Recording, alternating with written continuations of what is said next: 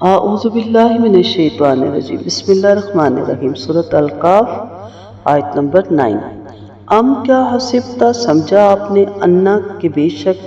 اصحاب الکاف غار والے، والرقیم اور کتبے والے، قانو تھے وہ، من آیاتنا ہماری نشانیوں میں سے، عجبا عجیب۔ الکاف پہاڑ میں وسیع غار کو کہتے ہیں۔ الرقیم بامانی مرقوم یعنی لکھی ہوئی تختی یا سل یا کتاب والے۔ ان لوگوں کو اصحاب الرقیم اس لیے کہتے ہیں کہ جب وہ اچانک غائب ہو گئے اور بہت تلاش کے باوجود نہ ملے تو ان کے نام ایک تختی یا سل پر لکھ کر خزانے میں محفوظ کر دیے گئے، یا یہ کہ ان کے پاس شریعت کے احکام پر مشتمل لکھی ہوئی کتاب تھی، یا یہ کہ ان کے جاگنے کے بعد لوگوں نے غار پر ایک تختی نصب کر دی جس پر ان کے نام لکھے ہوئے تھے۔ ام حسبت ان اصحاب الکافی، اس آیت کی تفسیر جو اکثر مفسرین مثلاً طبری، ابن کثیر نے کی، یہ ہے کہ ام منقطع انکار کے لیے ہے۔ شقطی رحمۃ اللہ علیہ نے فرمایا، اللہ تعالیٰ نے اپنے نبی سے فرمایا، کیا تم نے اصحاب کاف کے قصے کو ہماری نشانیوں میں بڑی عجیب نشانی سمجھ لیا؟ بے شک لوگ اسے بہت بڑی اور عجیب بات سمجھتے ہیں، مگر یہ ہماری قدرت اور عظیم نشانیوں کے سامنے کچھ بھی عجیب نہیں، کیونکہ ہمارا آسمانوں کو اور زمین کو پیدا کرنا، پھر زمین میں اس کی زینت کی ہر چیز پیدا کرنا، پھر قیامت کے دن اسے چٹیل میدان بنا دینا، اصحاب کاف کے معاملے سے بہت ہی زیادہ عجیب ہے، جنہیں ہم نے 309 سال سلائی رکھا پھر دوبارہ اٹھا دیا۔ اس کی دلیل بہت سی آیات ہیں۔ ایک تو یہ کہ اللہ تعالیٰ نے اصحاب کاف سے ذکر سے پہلے زمین اور اس کی زینت پیدا کرنے پہ اسے چٹیل میدان بنانے کا ذکر فرمایا۔ اس سے معلوم ہوا کہ قصہ ان چیزوں کے مقابلے میں کچھ عجیب نہیں جو اس سے کئی بڑی ہیں۔ قرآن مجید میں بہت سی جگہ لوگوں کو توجہ دلائے گی کہ آسمان اور زمین کو پیدا کرنا لوگوں کو پیدا کرنے سے بہت بڑی بات ہے، جیسا کہ فرمایا لَخَلْقُ السَّمَاوَاتِ وَالْأَرْضِ أَكْبَرُ مِنْ خَلْقِ النَّاسِ، سورۃ مومن آیت نمبر 58۔ یقیناً آسمانوں کو اور زمین کو پیدا کرنا لوگوں کو پیدا کرنے سے بہت بڑا ہے۔ اور دیکھیے سورۃ نازعات آیت نمبر 27 سے 33 تک۔ یاد رہے کہ اصحاب کاف اور اصحاب الرقیم ایک ہی گروہ کے نام ہیں، اور صحیح بخاری میں مذکور غار کے اندر پناہ لینے والے 3 آدمیوں کا اس واقعے سے تعلق بہت بعید ہے، جن میں سے ایک والدین سے اس سے سلوک کرنے والا، ایک پاک دامن رہنے والا اور ایک اجرت پر مزدور رکھنے والا تھا۔ اور یہ بات یاد رکھیں کہ اصحاب کاف کے قصے، ان کے ناموں، یہ کہ وہ زمین کے کس حصے میں تھے، ان سب سے متعلق نبی کریم صلی اللہ علیہ وسلم سے اس کے علاوہ کوئی بات ثابت نہیں جو قرآن سے زائد ہے۔ مفسرین نے ان کے متعلق بہت سی اسرائیلی روایات بیان کی جن کے قابل اعتماد نہ ہونے کی وجہ سے ہم نے ان کی طرف توجہ نہیں دی۔ ایک اور تفسیر جو پہلی تفسیر کے علاوہ صاحب روح المعانی اور ابن عاشور رحمۃ اللہ علیہ وغیرہ نے ذکر فرمائی، یہ ہے کہ حسبان گمان اور علم دونوں معنوں میں آتا ہے۔ ہاں ام انکار کے لیے نہیں بلکہ تقریری ہے، یعنی یہ بتانے کے لیے ہے کہ کیا یقیناً یہ لوگ واقعی عجیب تھے، گویا یہ کہا گیا اعلموا انہم عجب، جان لے کہ یقیناً وہ لوگ بڑے عجیب تھے، جیسا کہ تم کہتے ہو، کیا تمہیں معلوم ہے کہ فلاں نے اس طرح کیا، یعنی یقیناً اس نے اس طرح کیا۔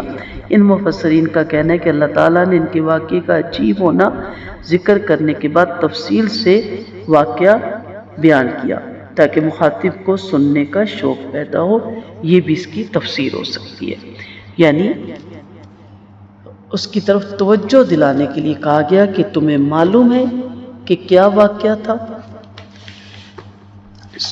قریش مکہ کے 3 تاریخی سوال تھے جو میں نے اس کے شروع میں تفصیل سے بتائے تھے۔ اس تعمید کے بعد اب کفار مکہ کے ان سوالوں کے جوابات کا آغاز ہو رہا ہے جو انہوں نے اہل کتاب سے پوچھ کر اور ان کے مشورے سے آپ سے پوچھے تھے۔ کفار مکہ دراصل یہ چاہتے تھے کہ وہ آپ سے قرون گزشتہ کے متعلق کچھ ایسے تاریخی سوال کریں جن کا کم از کم مشرکین مکہ اور عام اہل عرب کو کچھ علم نہیں تھا، چنانچہ انہوں نے اس معاملے میں اہل کتاب کے عالموں سے مدد لی۔ ان کا مقصد یہ تھا کہ آپ سے ایسے سوال کرنے سے پتہ چل جائے گا کہ آیا یہ شخص بھی واقعہ نبی ہے یا نہیں۔ اگر یہ جواب نہ دے سکا تو اس کا جھوٹا ہونا نعوذ باللہ ثابت ہو جائے گا، اور اگر درست جواب دے تو معلوم ہو جائے گا کہ اس کے پاس واقعی کوئی علم غیب کا ذریعہ موجود ہے۔ گویا ان سوالوں سے دراصل ان کا مقصود آپ صلی اللہ علیہ وسلم کی نبوت کا امتحان تھا۔ چنانچہ اہل کتاب نے جو سوالات قریش مکہ کو بتائے، ان میں سے سر فہرست اصحاب کہف کا قصہ تھا، پھر دوسرے نمبر پر قصہ موسیٰ علیہ السلام اور خضر علیہ السلام کا تھا، اور تیسرے نمبر پر ذوالقرنین کا قصہ تھا۔ بعض روایت کے مطابق دوسرا سوال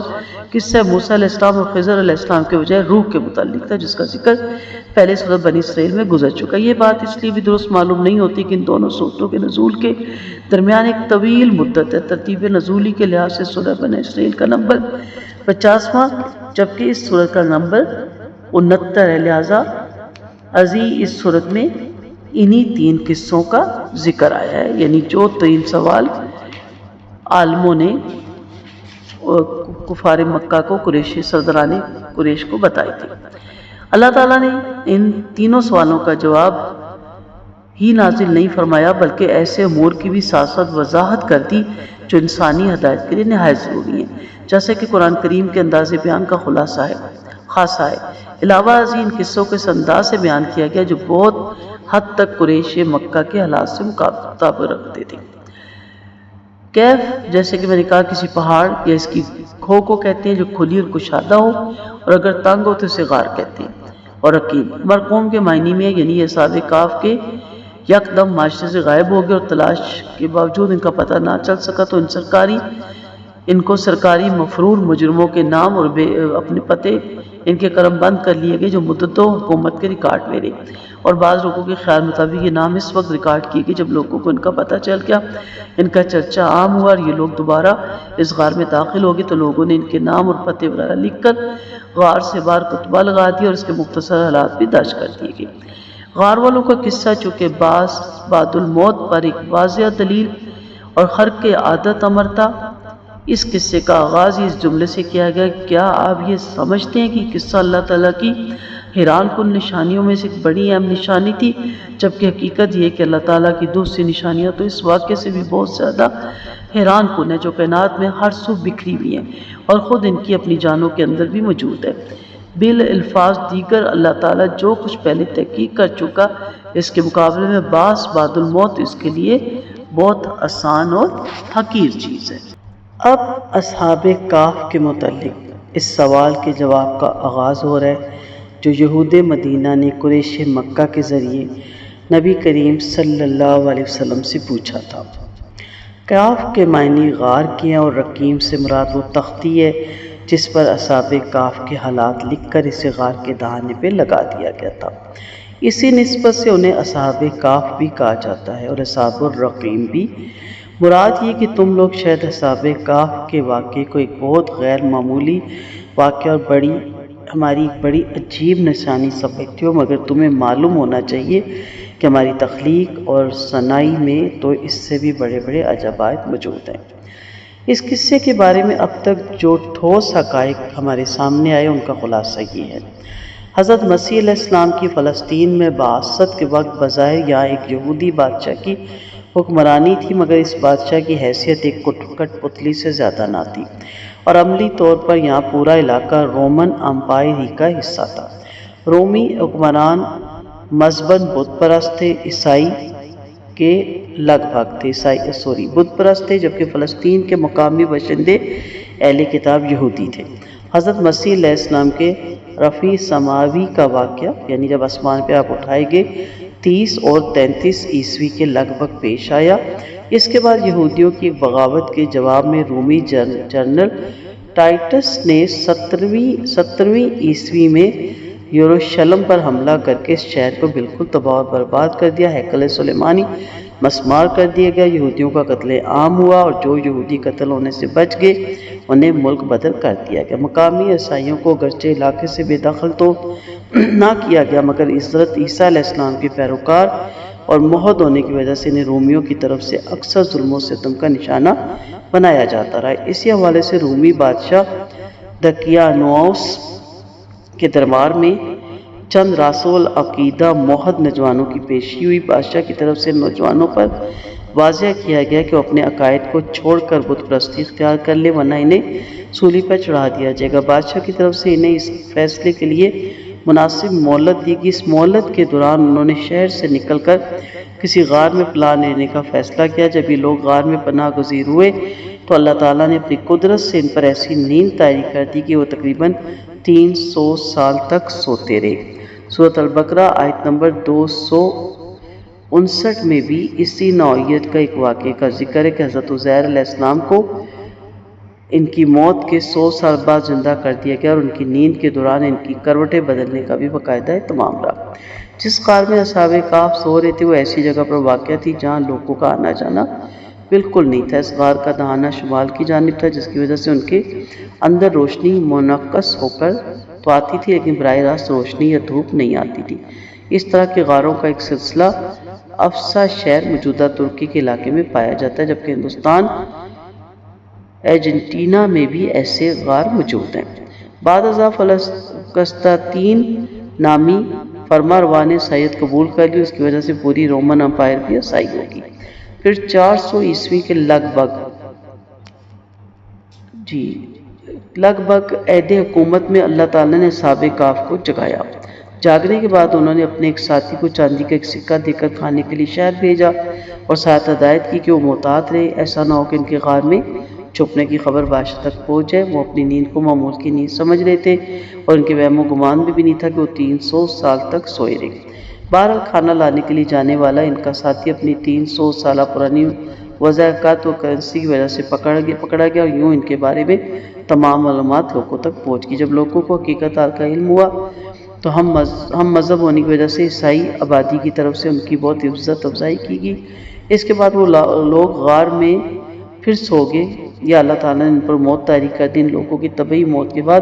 غار کے دہانے کو بند کر دیا گیا اور ایک تختی پر ان کے نام کا حوالہ لکھ کر اسے اس جگہ پہ نصب کر دیا گیا۔ اصحاب کہف کا ایک قصہ بہت سی کتابوں میں بہت سے عنوان سے ہمیں ملتا ہے۔ اس قصے کا ذکر چونکہ رومن لٹریچر میں تھا اور یہودی ان تمام تفصیلات سے آگاہ تھے، اس لیے انہوں نے یہ سوال حضرت نبی کریم صلی اللہ علیہ وسلم سے امتحاناً پوچھ بھیجا تھا۔ قصہ لمبا ہے، قصہ چلے گا، قصے کے ساتھ ان ٹچ رہیں گے۔ اصل چیز یہ ہے کہ دیکھنا یہ ہے کہ اتنے سخت بادشاہ کے سامنے بھی وہ نوجوان اپنے عقیدے سے نہیں ہٹے اور وہ نوجوان اس عقیدے کی وجہ سے غار میں جا کے سو گئے کہ ہم کفر سے بچ جائیں، شرک سے بچ جائیں، اور وہاں سے نکل گئے۔ جبکہ بعض روایات میں ہمیں پتہ چلتا ہے کہ جو یہ نوجوان تھے عام نہیں، بہت اچھے گھرانوں کے تھے اور ویل آف تھے، کھاتے پیتے گھرانوں سے ان کا تعلق تھا، لیکن جب شرک کی بات آئی تو انہوں نے ٹوٹلی اپنی تمام آسائشوں کو، آرائشوں کو، سہولتوں کو ترک کیا اور اس مذہب سے یعنی کفرانہ مذہب سے بچنے کے لیے اپنے آپ کو غار میں جا کے پناہ لے لی، اور اسی غار سے جب اتنے سال بعد اٹھے تو یہ سارا واقعہ ہوا۔ تو اس میں ایک تو یہ سبق تھا صحابہ کرام کے لیے، تسلی تھی کہ گھبراؤ مت، جیت ایمان ہی کی ہوتی ہے، اور ایک یہ بھی اس میں تسلی تھی کہ مرنے کے بعد جی اٹھنا ہے۔ جو کفار مکہ جس کا انکار کرتے تھے، اس پہ ہمارا ایمان ہونا چاہیے، یقین ہونا چاہیے کہ جو میرا رب اتنے سال ایک انسان کو غار میں سلانے کے بعد زندہ کر سکتا ہے تو وہ میرا رب مرنے کے بعد کیوں نہیں اٹھا کھڑا کر سکتا۔ تو کافی لمبی اس کی تفصیل ہے، انشاءاللہ اس کے قصے کے متعلق آیتیں مکمل کر کے تو پھر ہم اس قصے کو تفصیلاً دوبارہ دیکھنے کی بھی کوشش کریں گے۔ تو اصل جو اس قصے کا لب لباب ہوگا وہ یہی ہے، کیسے بھی حالات ہوں، کیسے بھی واقعات ہوں، کیسے بھی حکمران ہوں، کبھی مرغوب مت ہوں، لادینیت کی طرف مت جائیں، یہودن و شارع کی روش سے مت امپریس ہوں، کسی ایسے حکم کو مت فالو کریں، کسی ایسے قانون کو مت مانیں جو قرآن و سنت سے ٹکراتا ہے، اور اپنے آپ کو الگ تھلگ کر لیں اس معاشرے سے، اس ماحول سے، اس قانون سے، اس رسم و رواج سے، اس بدعات سے جو کفر کے دہانے پہ لے کے جاتے ہیں۔ اس سے بہتر ہے کہ انسان کسی جنگل میں اپنی بکریاں لے کے چلا جائے اور وہاں اپنی زندگی گزار دے، کیونکہ اصحاب کہف والوں نے یہی کیا کہ سب کچھ چھوڑا اور جا کے غار میں پناہ لے لی۔ وآخر دعوانا ان الحمد للہ رب العالمین۔